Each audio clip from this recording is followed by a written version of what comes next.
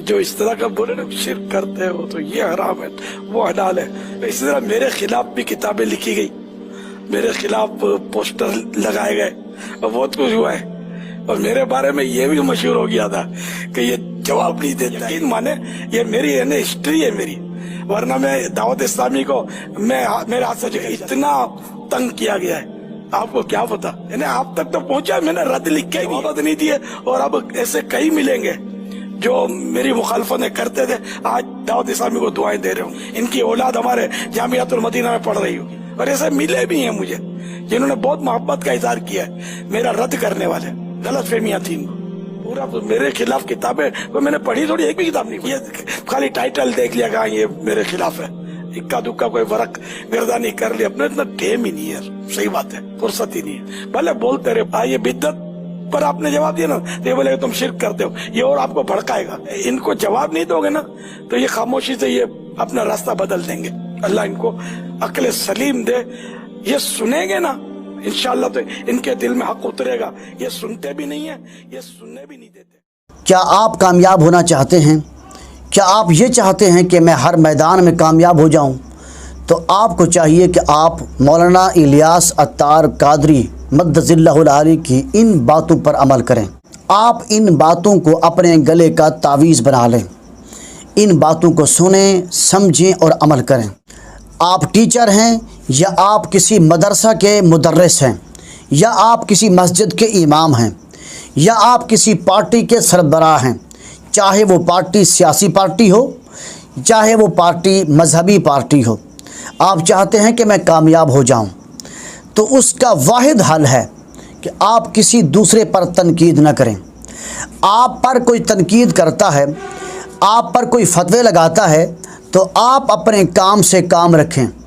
یقین جانیے آپ کامیاب ہو جائیں گے.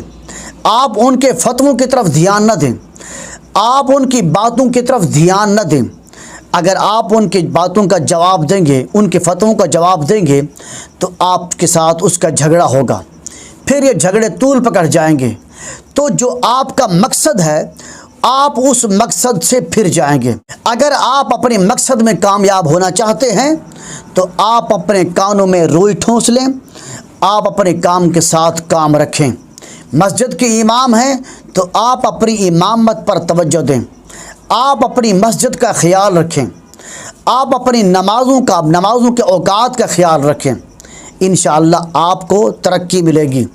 اسی طرح اگر آپ ٹیچر ہیں تو آپ اپنی پڑھائی پر دھیان دیں.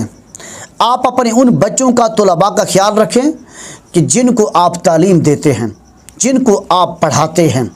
اور اسی طرح اگر آپ کسی مدرسہ کے مدرس ہیں تو آپ کو چاہیے کہ آپ مطالعہ کریں, اپنے طلباء کا خیال رکھیں اور ان طلباء کو وقت دیں, کتابوں کو وقت دیں. قرآن کا مطالعہ کریں, حدیث کا مطالعہ کریں, تفسیر کا مطالعہ کریں. کسی دوسرے کی طرف کان نہ دھریں. اگر چاہتے ہیں کہ میں کامیاب ہو جاؤں تو صرف وہ کام کریں جو کام آپ کے سپرد کیا گیا ہے. یہ کامیابی کی کنجی ہے. جو شخص کامیاب ہونا چاہتا ہے وہ قبلہ امیر اہل سنت کی ان باتوں کی طرف دھیان دے. آج ماشاءاللہ قبلہ امیر اہل سنت کے لاکھوں کی تعداد میں پوری دنیا میں مریدین ہیں, اور اسی طرح پوری دنیا میں قبلہ امیر اہل سنت نے جامعۃ المدینہ کے نام سے مدارس قائم کر دیے ہیں, اور وہاں پر علماء کرام, قرہ حضرات, مفتیان کرام دین کا کام کر رہے ہیں. ان کا تعلق نہ کسی سیاسی پارٹی کے ساتھ ہے اور نہ کسی مذہبی تنظیم کے ساتھ ہے, وہ اپنے کام کے ساتھ کام رکھے ہوئے ہیں. اسی لیے آج دعوت اسلامی کامیاب ہے. اسی لیے جو شخص یہ چاہتا ہے کہ مجھے کامیابی ملے, مجھے ترقی ملے, اس کو چاہیے کہ جو کام آپ کرتے ہیں, جو کام آپ کے ذمہ ہے, آپ اسی کام پر توجہ دیں تو انشاءاللہ آپ کو ترقی ملے گی, آپ کو کامیابی ملے گی. اگر آپ نے اپنے کام سے اپنے دھیان کو, توجہ کو ہٹا دیا تو یاد رکھ لیں آپ کو کامیابی نہیں ملے گی, ترقی نہیں ملے گی, بلکہ جو کام آپ کے ذمہ تھا وہ کام بھی ختم ہو جائے.